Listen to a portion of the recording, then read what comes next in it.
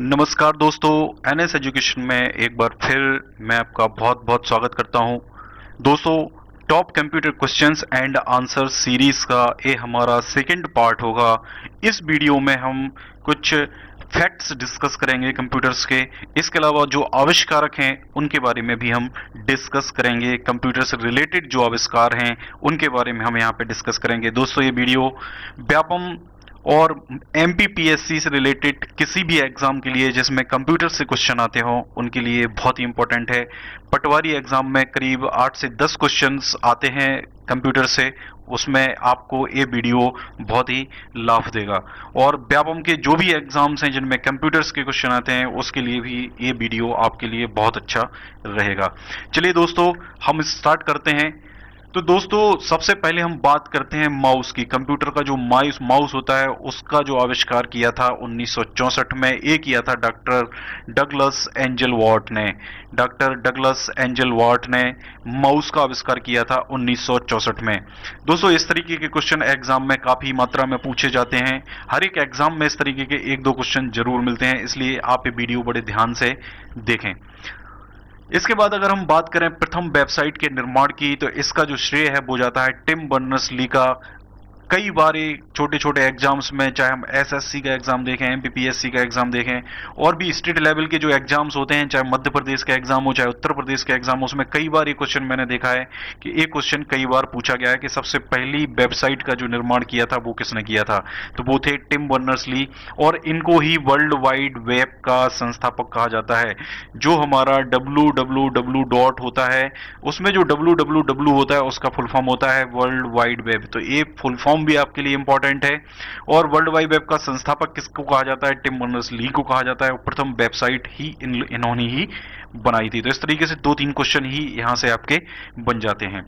इसके बाद अगर हम माइक्रोसॉफ्ट कॉरपोरेशन की अगर बात करें, जो माइक्रोसॉफ्ट कंपनी है, मैंने पार्ट 1 में एक क्वेश्चन पूछा था कि जो बिल गेट्स हैं, Bill Gates sorry Microsoft corporation की जो स्थापना है वो किसने की थी, किसने ये कंपनी बनाई थी।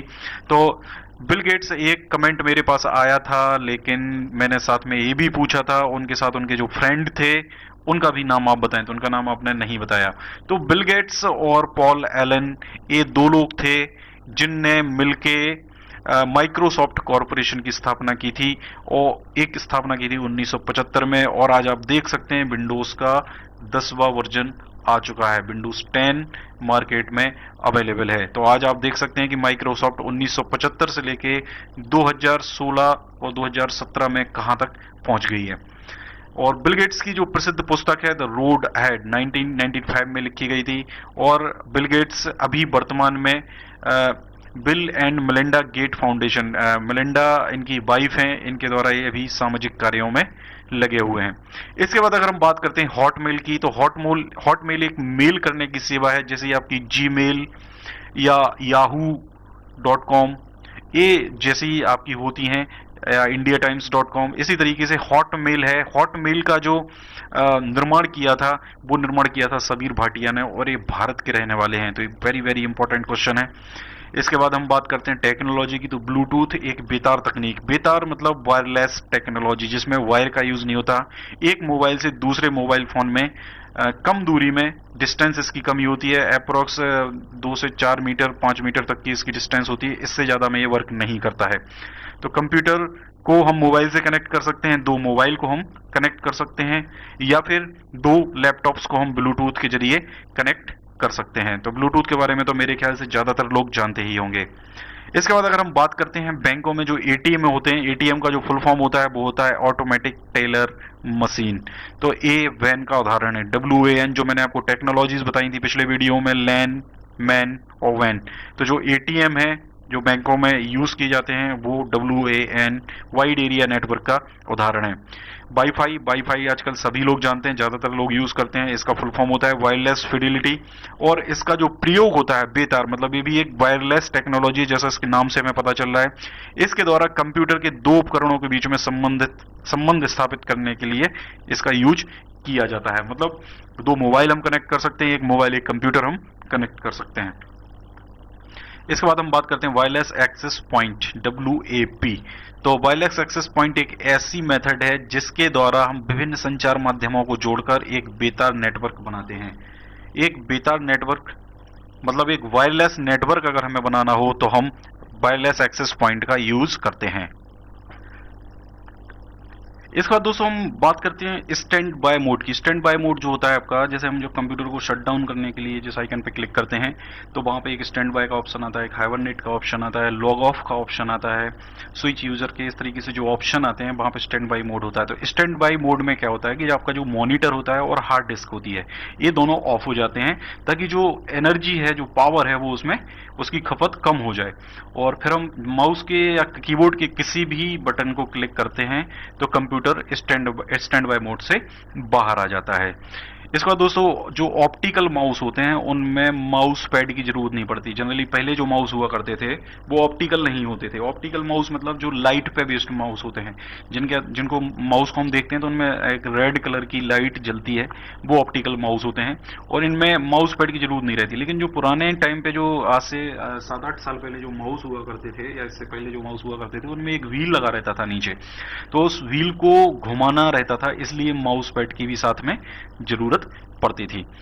इसके बाद हम नेक्स्ट पॉइंट डिस्कस करते हैं कि जो हाइपर टेक्स्ट होता है वो एक डॉक्यूमेंट होता है जो उस वेब पेज को दूसरे डॉक्यूमेंट से जोड़ता है। तो एक पर्टिकुलर हाइपर टेक्स्ट एक डॉक्यूमेंट ही है जो एक वेब पेज को दूसरे डॉक्यूमेंट के साथ जोड़ता है। तो आपसे क्वेश्चन यहाँ पे इस तरीके से पूछा जाएगा कि डैश एक डॉक्यूमेंट है जो उस वेब पेज को दूसरे डॉक्यूमेंट के साथ जोड़ता है, तो आपको वहां पे ऑप्शन देना होगा हाइपर टेक्स्ट।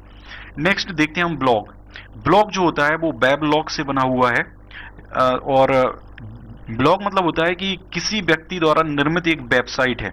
एक वेबसाइट कंप्लीट वेबसाइट नहीं होती, एक छोटी सी वेबसाइट होती है जहां पे वह अपने विचार, अनुभव और जानकारी रख सकता है। आप भी ब्लॉग बना सकते हैं, कोई भी ब्लॉग बना सकता है। जैसे आपने कई बार सुना होगा अमिताभ बच्चन जो हैं वो अपने ब्लॉग पे लिखते हैं, तो कई चीज़ों के बारे में वो अपने अनुभव और विचार शेयर करते हैं। तो इस तरीके से कोई भी ब्लॉग बना सकता है और इस वेबसाइट को पढ़ने वाले या इस ब्लॉग को पढ़ने वाले अन्य व्यक्ति भी इस विषय पर अपनी टिप्पणी दे सकते हैं।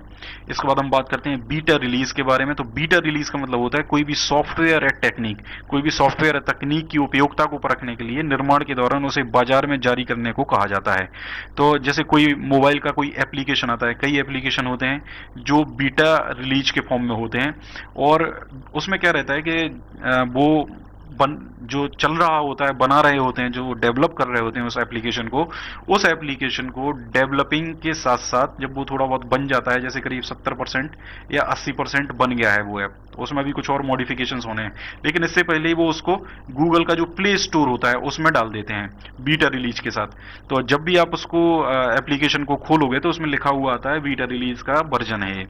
तो इसका मतलब ये होता है कि आप अपने कमेंट करके उनको बता सकते हैं कि अभी आपके एप्लीकेशन में ये प्रॉब्लम आ रही है। तो बहुत सारे लोग जब उस एप्लीकेशन से जुड़ते हैं तो अलग अलग कमेंट आते हैं और उन अलग अलग कमेंट्स के हिसाब से जो ऐप डेवलपर होता है, एप्लीकेशन जो डेवलप कर रहा होता है, वो उन अलग अलग कमेंट्स के हिसाब से अपने ऐप को ज़्यादा बेटर तरीके से बना सकता है। जैसे पर्टिकुलर कोई एरर एप्लीकेशन में आ रही है तो हम उसको क्या करते हैं, गूगल प्ले स्टोर पर जाके उसमें कमेंट करते हैं कि इस एप्लीकेशन में हम सिर्फ 2 स्टार या 3 स्टार देंगे क्योंकि इसमें ऐसी ऐसी एरर आ रही है। तो वो ऐप डेवलपर के पास वो कमेंट पहुंचता है, वो उसको देखता है, फिर वो उस एरर को दूर करने की कोशिश करता है। तो इस तरीके से इसको बोलते हैं हम बीटा रिलीज।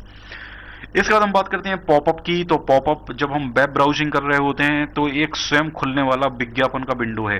कई बार हम कोई वेबसाइट पे काम कर रहे होते हैं और एकदम से पता चलता है कि एक और साथ में आपका वेबसाइट ओपन हो गया है, उसको बोलते हैं पॉपअप, जो एडवर्टाइजिंग के लिए खुलता है।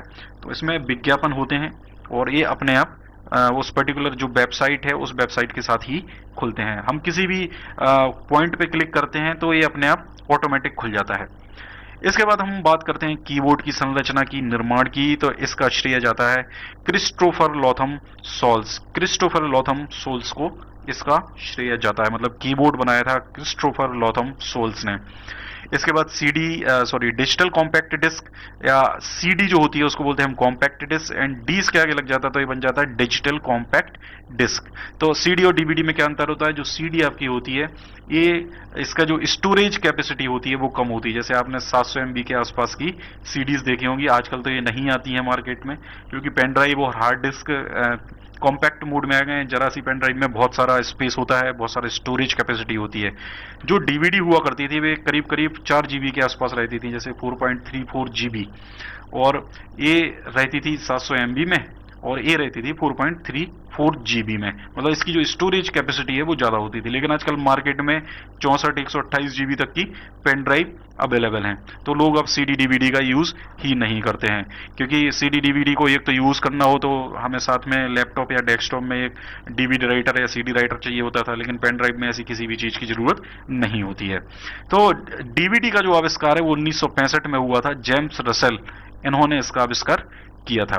इसके बाद हम बात करते हैं इंटेल की। तो इंटेल कंपनी है जो आपके प्रोसेसर बनाती है। जो सबसे पहला जो प्रोसेसर था वो था 4004, इंटेल 4004 सबसे पहला प्रोसेसर बनाया गया था। ये 4 बिट का प्रोसेसर था। ये भी आपसे क्वेश्चन एग्जाम में पूछा जा सकता है। तो इंटेल कंपनी की जो स्थापना थी वो की थी बॉब नोई और गॉर्डन मूरे ने। बॉब नोई और गॉर्डन मूरे इन्होंने मिल के इंटेल कंपनी की स्थापना की थी। इसके बाद हम बात करते हैं मोटोरोला।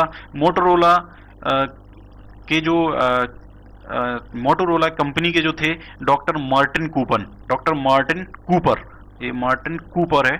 तो डॉक्टर मार्टिन कूपर ने ही मोबाइल फोन का आविष्कार किया था। वेरी वेरी इंपॉर्टेंट, ये मोटोरोला के थे, उस कंपनी में थे, और इन्होंने ही मोबाइल फोन का आविष्कार किया था। इसके हम बात करते हैं जीएसएम। जीएसएम का full form global system for mobile communication, एक स्टैंडर्ड है मोबाइल फोन के लिए। मोबाइल फोन यूज करने के लिए जीएसएम एक स्टैंडर्ड होता है, global system for mobile communication. इसका फुल फॉर्म भी आपसे पूछा जा सकता है। ऐसे ही होता है सीडीएम है, कोड डिवीजन मल्टीपल एक्सेस। तो ये मोबाइल नेटवर्क एस्टेब्लिश करने की एक व्यवस्था है, मोबाइल नेटवर्क स्थापित करने की एक व्यवस्था है, जिसको हम बोलते हैं सीडीएम है, कोड डिवीजन मल्टीपल एक्सेस। इसमें हमारा जो डेटा होता है वो सिक्योर्ड होता है। इसके बाद हम बात करते हैं कैलकुलेटर और कंप्यूटर की। तो इनमें क्या अंतर है? और तो ये सीधा सीधा अंतर है कि जो कंप्यूटर हो उसको एक साथ कई निर्देश या निर्देशों का समूह दिया जा सकता है। जैसे हम एक साथ कंप्यूटर में बहुत सारी प्रोसेसेस को हम एग्जीक्यूट करवा सकते हैं, लेकिन कैलकुलेटर में ऐसा नहीं होता है। कैलकुलेटर में एक बार में एक ही निर्देश दिया जा सकता है, एक बार में एक ही कमांड दी जा सकती है। और अगर हम जैसे कंप्यूटर की बात करते हैं, तो कंप्यूटर में एक साथ आप बहुत सारी, जैसे सपोज विंडोज आप ओपन कर देते हो, आप साथ में कीबोर्ड भी यूज कर रहे हो, साथ में आप माउस भी कर रहे हो। हम एक बार माउस को इस पॉइंट से इस पॉइंट तक हिलाते हैं तो कई कमांड्स एग्जीक्यूट होने लगती हैं आपके सिस्टम में। तो यहाँ पे मेमोरी भी ज़्यादा होती है, इसलिए जो प्रोसेसर होता है उसकी जो स्पीड होती है वो भी हमें ज़्यादा चाहिए होती है। और अगर हम सबसे पहले बात करें कि फर्स्ट इंटीग्रेटेड चिप, और वो भी व्यावसायिक इंटीग्रेटेड चिप, ये बनाई थी फेयरचाइल्ड सेमीकंडक्टर कॉरपोरेशन ने, कंपनी है जो सेमीकंडक्टर बनाती है। तो इन्होंने सबसे पहली व्यावसायिक इंटीग्रेटेड चिप का निर्माण किया था, और ये हुआ था 1961 में। हालांकि इससे पहले इंटीग्रेटेड जो चिप्स हैं वो कई बनाई जा चुकी थी। इंटीग्रेटेड चिप जो होता है, जैसे हम इंटीग्रेटेड आईसी जिसको हम बोलते हैं, इंटीग्रेटेड सर्किट। तो इंटीग्रेटेड सर्किट में क्या होता है, एक चिप होती है और उस चिप के अंदर बहुत सारी चीजें उसके अंदर होती हैं। जैसे अगर हम फॉर एग्जांपल बात करें, जैसे हमें एडिशन करना है, माइनस करना है, मल्टीप्लाई करना है, डिवाइड करना है, या ग्रेटर देन, इक्वल टू या लेस देन करना है, ऐसे ऐसे बहुत सारे हम ऑपरेशन क्या करते हैं इस आईसी में बना देते हैं। इस आईसी में हम उनको एग्जीक्यूट करवा लेते हैं। मॉनिटर का जो आकार होता है, मॉनिटर के विकिरण की लंबाई में नापा जाता है। तो ये क्वेश्चन हम पहले भी डिस्कस कर चुके हैं। डायगोनल उसका मेजर किया जाता है। फ्लॉपी डिस्क का जो आविष्कार है वो आईबीएम के जो वैज्ञानिक थे एलन शुगार्ट। तो एलन शुगार्ट ने 1971 में फ्लॉपी डिस्क का आविष्कार किया था, लेकिन आज की डेट में फ्लॉपी डिस्क कोई भी यूज़ नहीं करता है, क्योंकि इनकी मेमोरी सीडी से भी कम होती है, करीब 128 एमबी के आसपास अवेलेबल थी, और मैंने भी बहुत कम देखी हैं। और आज से करीब 10 15 20 साल पहले इनका यूज़ हुआ करता था। आज तो बिल्कुल भी कोई यूज़ इनका नहीं करता था, आज तो कोई भी यूज़ नहीं करता है। इसके बाद बात करते हैं आधुनिक कंप्यूटर विज्ञान। आधुनिक कंप्यूटर विज्ञान का जनक कहा जाता है एलन ट्यूरिंग को। एलन ट्यूरिंग ये आधुनिक कंप्यूटर विज्ञान के जनक हैं। इसके बाद हम बात करते हैं मानव मस्तिष्क और कंप्यूटर, इन दोनों में क्या अंतर है। तो इन दोनों में सबसे बड़ा अंतर है कि कंप्यूटर की स्वयं की सोचने की क्षमता नहीं होती है, लेकिन आजकल एक टेक्नोलॉजी आ गई है जिससे कोई भी मशीन है या कोई भी कंप्यूटर है वो सोचने की क्षमता थोड़ी बहुत अपने अंदर डेवलप कर सकता है, और उस टेक्नोलॉजी को बोलते हैं artificial intelligence. Artificial intelligence. Artificial intelligence का एक एग्जांपल आप देख सकते हैं, आपने वो रजनीकांत की मूवी देखी होगी, जो रोबोट पे जो मूवी आई थी रजनीकांत की, फर्स्ट पार्ट उसका जो आया था, तो उसमें जो रजनीकांत जो रोबोट बना हुआ था उसको ऐश्वर्या से प्यार हो जाता है। तो वो एक मशीन को कैसे प्यार हो सकता है, तो उसमें यही जो टेक्निक थी वो आर्टिफिशियल इंटेलिजेंस ही थी, जिसमें क्या होता है कि जो मशीन होती है वो अपने आप को एनवायरनमेंट के हिसाब से, परिस्थितियों के हिसाब से ट्रेंड करती जाती है। तो आगे आने वाला जो समय है वो आर्टिफिशियल इंटेलिजेंस का ही समय रहेगा। इसके बाद हम बात करते हैं होम थिएटर की। तो होम थिएटर एक पर्सनल कंप्यूटर होता है, पीसी, और इसका प्रयोग मनोरंजन के लिए किया जाता है। इसमें video player, audio video recorder, television, games, internet, ऐसी अनेक सुविधाएं रहती हैं। कंप्यूटर प्लेटफॉर्म का जो तात्पर्य है उसका मतलब होता है कंप्यूटर में उपयुक्त ऑपरेटिंग सिस्टम। अगर हम कंप्यूटर प्लेटफॉर्म की बात करते हैं, इसका मतलब हम उसके ऑपरेटिंग सिस्टम की बात करते हैं, जो अन्य प्रोग्रामों के क्रियान्वयन के लिए आधार तैयार करता है। इसका मतलब क्या हुआ, जैसे हम माउस कनेक्ट कर रहे हैं, कीबोर्ड कनेक्ट कर रहे हैं, तो सबसे पहले जो ऑपरेटिंग सिस्टम उस कंप्यूटर के अंदर होता है वो एक ड्राइवर सॉफ्टवेयर इंस्टॉल करता है, जो उस माउस को चलाने के लिए जरूरी होता है या उस कीबोर्ड को चलाने के लिए जरूरी होता है। तो जो अन्य प्रोग्राम है, आप कोई भी सॉफ्टवेयर इंस्टॉल करते हो, जैसे फॉर एग्जांपल हम छोटी सी बात करते हैं, मोबाइल आजकल एंड्रॉयड फोन सब लोग यूज कर रहे हैं, तो एंड्रॉयड का भी एक ऑपरेटिंग सिस्टम है, और उस ऑपरेटिंग सिस्टम में जब भी हम कोई एप्लीकेशन इंस्टॉल कर रहे हैं तो वो एप्लीकेशन उसके अंदर रन होता है। ऐसे अगर हम कुछ बात करते हैं, आपने ओटीजी केबल देखी होगी। ओटीजी केबल में हम क्या करते हैं कि एक छोटी सी केबल होती है जिससे हम मोबाइल में पेन ड्राइव को कनेक्ट कर सकते हैं। तो जब भी हम पेन ड्राइव को उसमें कनेक्ट करते हैं, अगर वो कंपेटेबल है उसके तो ही वो उसमें कनेक्ट होगा, अगर वो कंपेटेबल नहीं है तो वो उसमें कनेक्ट नहीं होगा।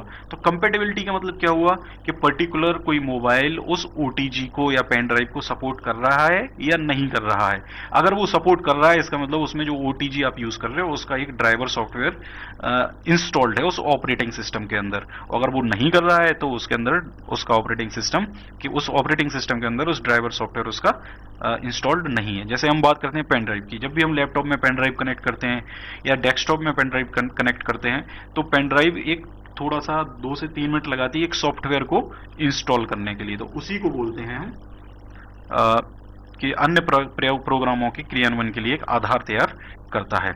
और एक प्लेटफॉर्म में चलने वाले प्रोग्राम सामान्यतः दूसरे प्लेटफॉर्म में नहीं चलते हैं।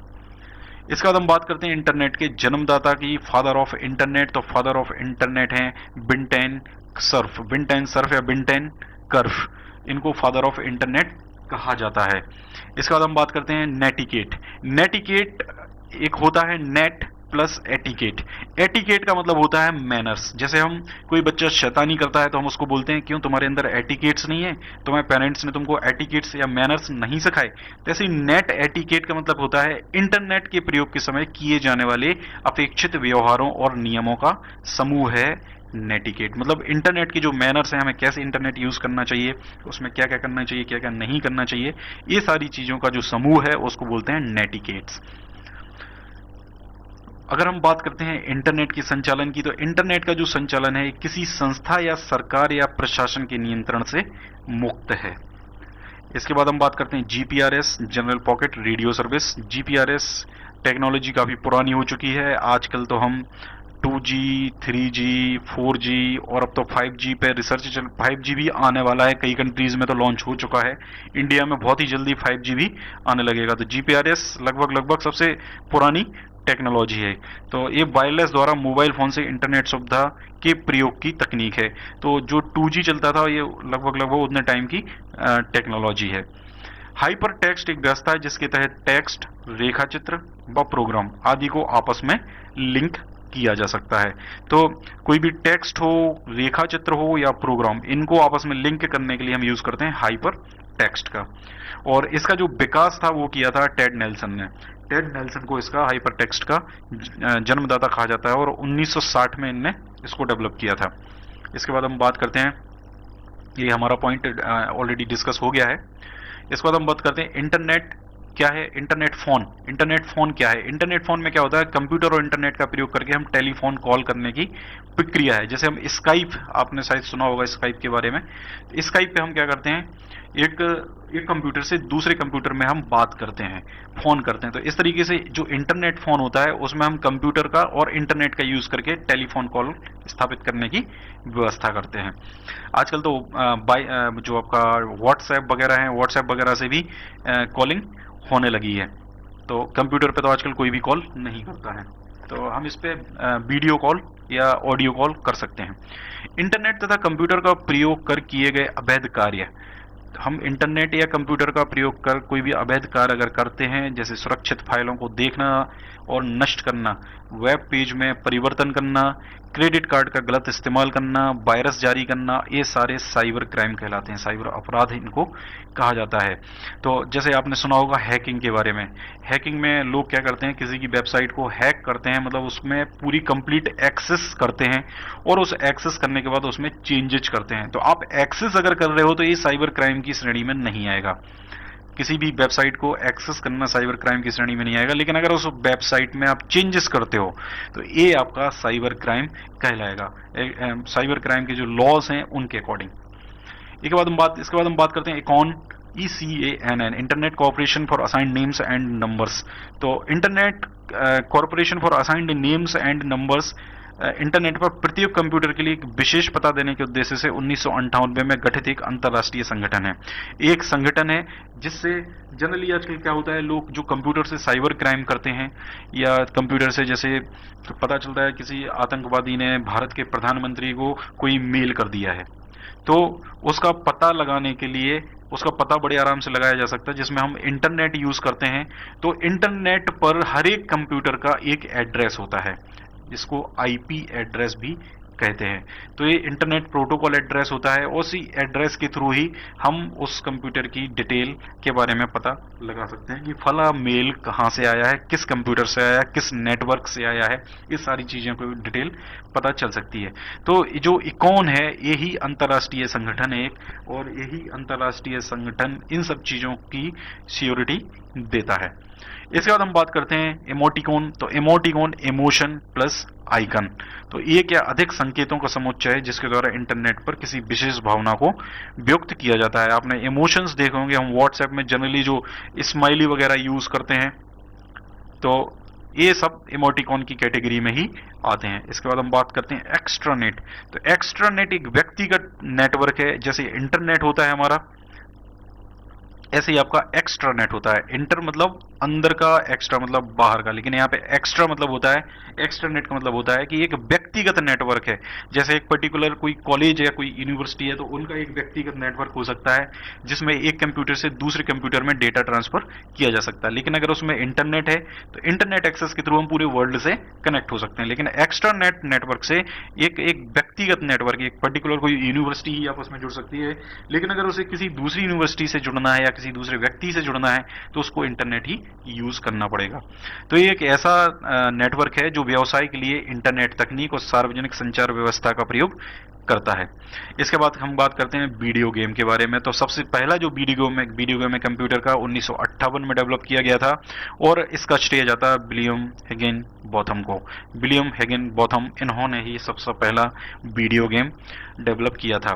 इसके बाद हम बात करते हैं हैकर। एक व्यक्ति है जो इंटरनेट पर इलेक्ट्रॉनिक सुरक्षा व्यवस्था को भेद कर मनोरंजन या उत्सुकतावश गुप्त सूचनाएं प्राप्त करता है, और उनको हैकर ही कहते हैं। जो साइबर क्राइम की हम बात कर रहे थे, तो साइबर क्राइम में हम देखते हैं कि जो लोग वेबसाइट को हैक करते हैं और उनको चेंज करते हैं उसको बोला जाता है हैकर। किसी भी वेबसाइट के अंदर ये एंटर कर सकते हैं, उसको चेंज कर सकते हैं, किसी भी सिस्टम के अंदर की कोई भी इंफॉर्मेशन निकाल सकते हैं, उनको बोलते हैं हैकर्स।